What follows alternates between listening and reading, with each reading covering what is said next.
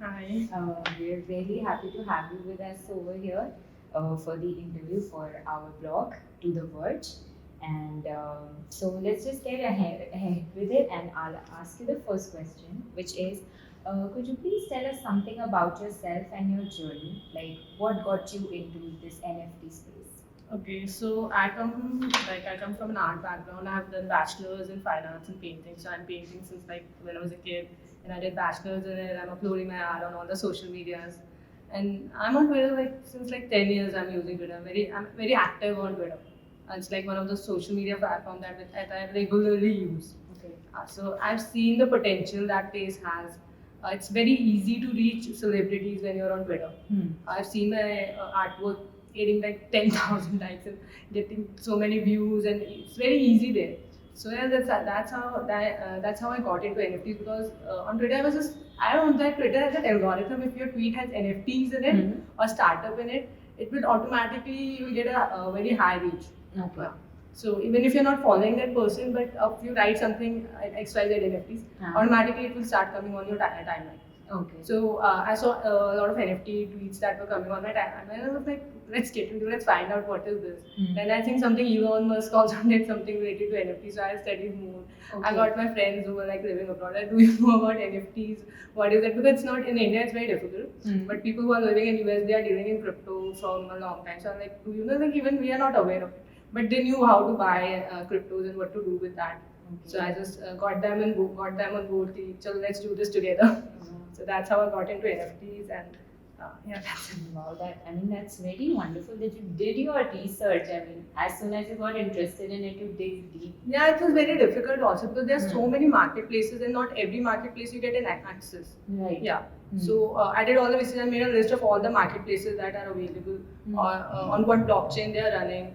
How can I get an access to that? Because even for example, if you take Wazirex, you don't get green listed there easily. You have to fill a creators form, right? Just to they'll check their socials, and they'll check your background whether you're genuine or not. And it takes a huge time. And sometimes you don't even get green listed even after sending. I like waited for 2-3 months, and they didn't green list me. Okay. I was just like, okay. Then I found other platforms, and it's also very new, and you have to think like, is it when I'm investing like the right word be investing, when I'm investing like $100, $200 in it, and it's in Indian currency, it's a huge amount that I don't want to waste. Right. So you have to make very smart decisions when you're getting into this because you don't want to waste your money. Absolutely. And as an aspiring artist, I just don't want to do that. Right. Right. So that just you automatically answered the second question that we have, that there is a lot of confusion around which cryptocurrency to invest in, and then there are so many platforms. So you told us about your procedure and process, so that's wonderful. Now the next question that I have is that you've been praised a lot for your art and for your participation in the NFT space, right, and the art community. So what role do you see women playing in this space, and how do you see it evolving as well?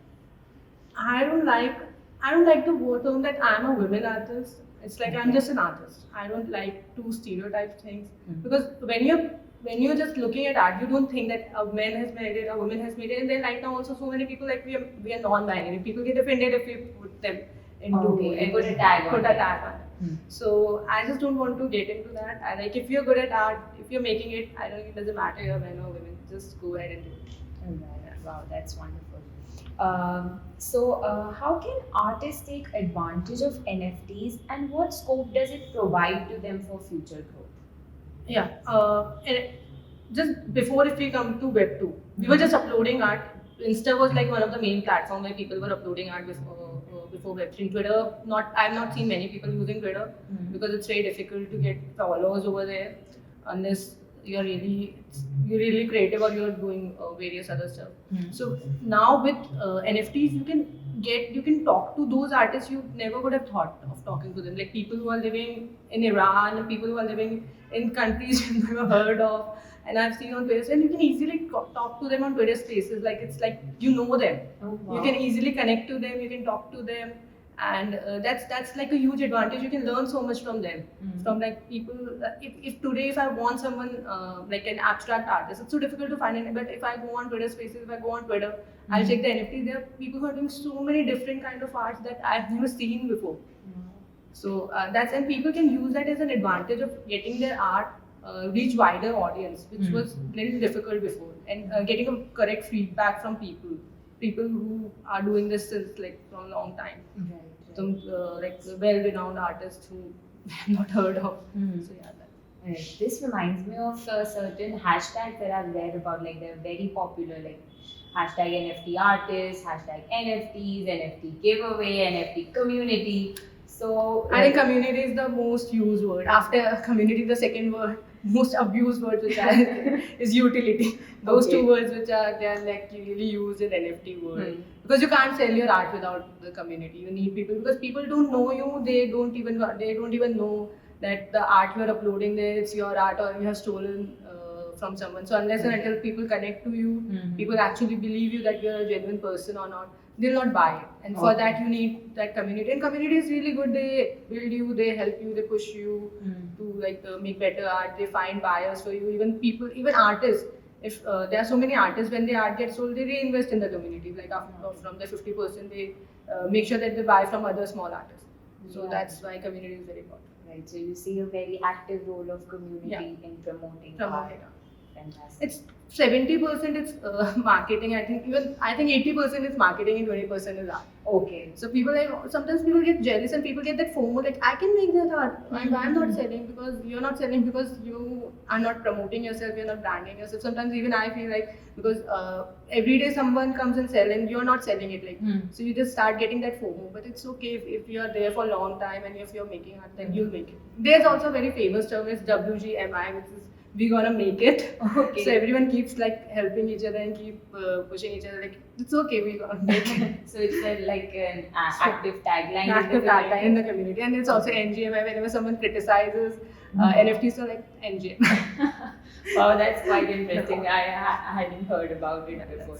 Okay, have you like tried this NFT giveaway? What exactly is an NFT giveaway? NFT giveaways is a way to promote yourself. Like if they have like, it's usually done when you have a huge project or a collectible, like which has a good flow price, or which you have it and you just say, just come, like you do it on Insta as well, like tag 3 artists and we'll choose one and we'll give it one free NFT to you for free. Okay. So that's you do to promote yourself, to get the engagement on Twitter. Okay. So people gonna tag just to get that NFT giveaway for free. Alright. So that's usually done when you have a huge collectible projects, or you have a huge 1,000 projects or something like that. Okay. So when the number is huge, then you can go. Even small artists do it, but they avoid, because problem with small artists is people don't want their NFTs for free. Like they think, what's the use of this? The utility that doesn't come. Okay. Great. The next question that I have is, do you think that traditional and folk artists could also utilize this medium and get good exposure from it? Like you said, that Twitter community gives you a very great exposure. So how can traditional and folk artists, utilize it? Yeah, and this is also like one thing I was actually complaining about this to someone, that on NFTs I don't see many traditional artists. They are usually digital artists. Like I think around 85% art which is on NFT is digital art.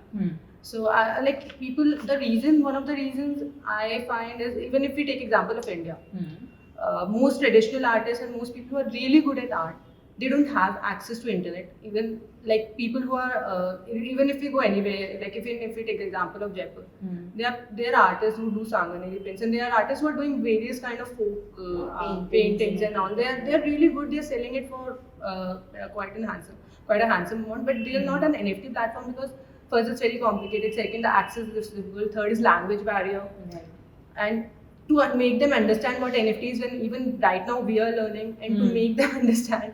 So that I think you need to form a community and get them on board. Right. Come and work with us. We'll promote your art. Only then I think it's gonna work. No, I don't think this seems like it sounds like it's going to be quite laborious, and it's going to take a lot of effort. Like as you mentioned, that itself is an emerging space. Yeah. So bringing those people who don't have much idea about it is going to be Also, they don't have much idea. Also, it's not this place requires money right. to list your work, to go on OpenSea, to buy crypto, to use the gas fee is high, to understand various steps to how to upload it, how to keep engaging in that because every day they come up with a new update, so you have to keep yourself updated. So unless you come, this is also one of the reasons women are not in this, which I was told. So the only way you can get all these people, the people who are good at traditional art, people who are doing, is just make them aware of what is happening. You need someone from a technical background helping them the whole time, because there's no other way. They don't even know how to use a phone. They know to just, even our parents don't know. Even they are so active on phones, but even they're not able to do. Technicalities. Yeah, even today I met someone who's my age, who's my friend. Even he had such a hard time buying crypto. We took 2 hours just to transfer because he was listing on the this one of the marketplace, and we couldn't buy it. We had faced so many technical difficulties. When we are facing so many difficulties, I can't imagine someone coming from non-technical background doing this. Right. That's absolutely right, and it's quite thought-provoking as well. Fine. The next question that I have is that we've you're quite optimistic about the fact that the future is Web3. So could you elaborate more on it? Like, how do you see it happening, and how do you see people shifting from Web 2 to Web 3? Just let me just say what is Web 1, Web 2 and Web 3, that'd be easier. Okay. Web 1 was something we were doing in 90s, which was like a one-way communication. We were just writing fax and emails. It was just a one-way thing.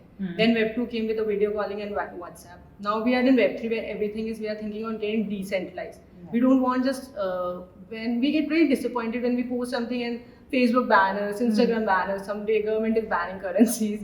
And it's like everything is so centralized. We want everything to be decentralized. So we came up with this concept Web 3 where we are shifting from Web 2 Web 3 to Web 3. Like we are shifting to a complete different universe, I think. Okay. So now we are thinking of Web 3 is because we want everything that no person can have any control over. If today I want to post something and Twitter just comes up with, we don't like this tweet, we'll ban it. We don't like this currency, we'll ban it. So why this should happen? So people were frustrated with this for like over a long period of time. It's so like a barrier to freedom of expression. So that's why people came up with the Web3. Now we all want freedom. We keep talking about it. Like we don't want someone to control us. So Web3 is like the perfect platform to do that. Okay. But even in NFTs, we are easily reaching people, which was impossible to do it before.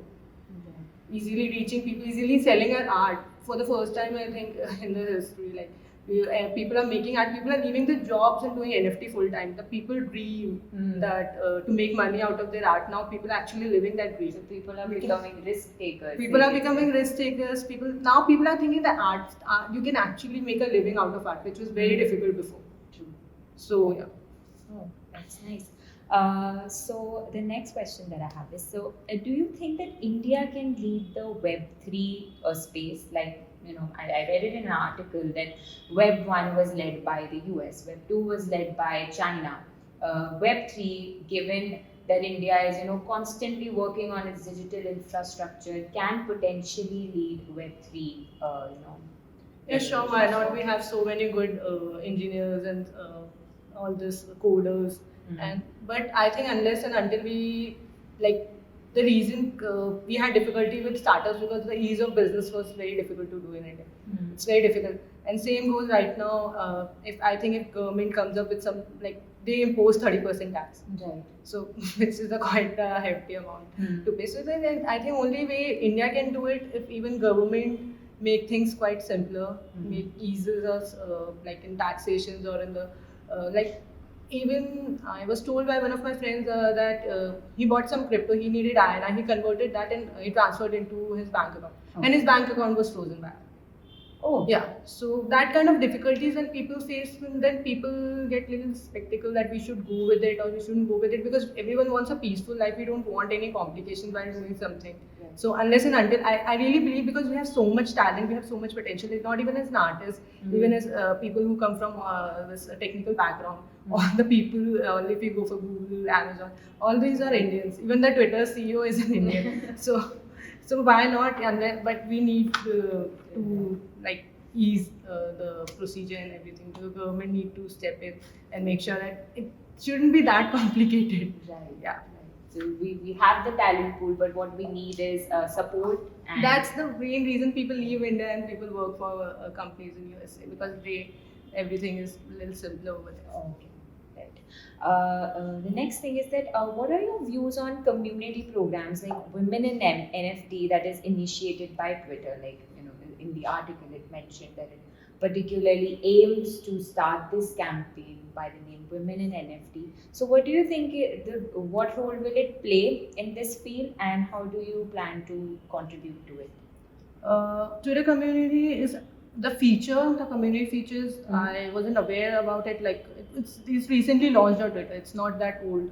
So community is just like a Facebook group. Like Okay. we have a close knitted group, and only people who are part of group can see that post and comment on that post. Mhm. So exactly like that. The whole purpose they came up with is because many people were complaining that our art, when we tweet, just because we don't have followers, just because we don't are not famous on Twitter, we don't have followers in thousands, it's very difficult for our artwork to reach the correct audience. Okay. So with the help of community, they formed like now the community, when you post, at least the people who are in the community, they'll be able to see your work and they'll be able to give you a feedback. They are collectors who will be able to buy directly. Right. Because it's all about how they say, jo dikhta hai, wo bikta hai type ka. So exactly that is what is Women in NFT was trying to do, and all there. So it's also very difficult for women, which I've also experienced, because as a woman, it's very difficult to reach random people and just text them. Right. Because sometimes it is taken in a very wrong way. Right. Yeah, and you also like you don't do that. I think men can do that very easily, and women don't do that. So they were just trying to help, because there's so less women in this platform, so less women in this space, and also it's very technically challenged. So everyone was saying that we had no idea. Everyone took someone's help, some brother, friend, then because women are not that good at doing all this. I'll be very honest with. But now we are learning also. Now even I have helped my male friend, so now even I can do it. But that's the way they were helping to promote. And my role is right now I'm not sure, because we are figuring out who would be the moderator of the group, who would be the admin. So Okay. it's in the very initial stage, Women in NFT. Okay. As time goes, we'll know what we are going to do. Right, but it surely sounds very empowering. it's To very- be honest, like you accepted that as women we don't really know, but we're striving hard to learn and move in this space. So that's Exactly. great. It's NFT, the whole concept, the whole market is very difficult. So every day you learn something new comes up, airdrops, new currencies, new platforms are coming up every day. Right. Yeah, and every day you get to learn so many new things, so you just can't say that I know everything. Nobody knows everything. True. That's nice. Okay, so another, like, there's a stark discussion around the significance of developers versus designers, and people going on, like, sometimes there's mostly right now demand for developers, but what role do designers actually play, and do you think that they are being neglected? They're not being neglected, but the reason they are asking for developers is like when we talk about huge NFT projects like 10 PFP projects or like 10,000 PFP projects, they need coders to make that. Most of the arts which are on the platform, they are made using coders. They are made using codes. So, and of course, and it's okay if they know design. Every person has certain role. You can't know everything and you can't do everything. So even if as an artist, it's your job is to make an art, and if you don't know about other things, it's completely fine. So, and I don't think they don't need designers. Of course, they need designers. For every step, you need certain people. You need market. You need people who will do your branding and marketing. You need people who take care of your Discord server. You need artists. You need developers, and you need coders who do all that blockchain stuff. So I don't think that's the issue, because NFTs, I've already seen on NFT platforms that artists are making good amount of money. Artists are really living the life they have always dreamed of. So there's no point of competition. It's only But collaboration. isn't it good even if developers are coming and helping here? Mm-hmm. Even if they are getting that opportunity, it is good. It's like we gonna make it. They always say not I gonna make, we gonna make it. When we are talking about everyone who's in this metaverse, metaverse field, so everyone's gonna make it. Even if developers are coming, coders are coming. Right now, people keep saying, go and learn coding. It's gonna help in 5 years or 10 years. So it's good. Don't if you have a passion for coding, then learn coding. You have like people used to think we'll not get a job. What we gonna do? Right. Now you have all this. You can just learn and you can get into this. It's a very niche stage. You can learn and you can just capitalize on this, and it's such a bright opportunity for you. So, like, we can say that one should not resist coders or developers, and Right. if it's like related to your field, then one should definitely go Yeah. ahead with it. Because even in coding, and they need designers, they need artists Right. as well. So you are basically collaborating with them as well. Right. So So we are seeing, or we will see the, what can we say, amalgamation of both the fields. yes, Right. it's science and art. Science and art, absolutely. Okay. Another thing that has sparked a lot of controversial debate is the legitimacy of NFT, right?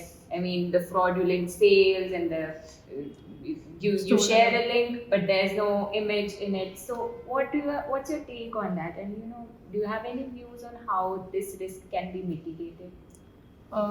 First, I think any collector who buys from you, they usually check your socials, like they check your Instagram, which you post on. The link is always in your bio. Most people do that. Okay. They do the background research before buying you. But despite that, they have been, even yesterday I had this friend on Twitter who was very active in community, and yesterday we found out that he actually has stolen all the work. Okay. He was not legitimate. So it happens, but then there's someone who mentioned that can we have that Google reverse engine kind of a thing where you upload a picture and then that picture is on Google. Right. Yeah. Okay. So can we maybe with the technology is advanced, can we do something that on all this all these marketplaces, when you're uploading, can a research or something can happen which they can just check it on Google whether this image is on Google before or not, or something similar to this is on Google before or not, which I think is gonna minimize the risk. Right.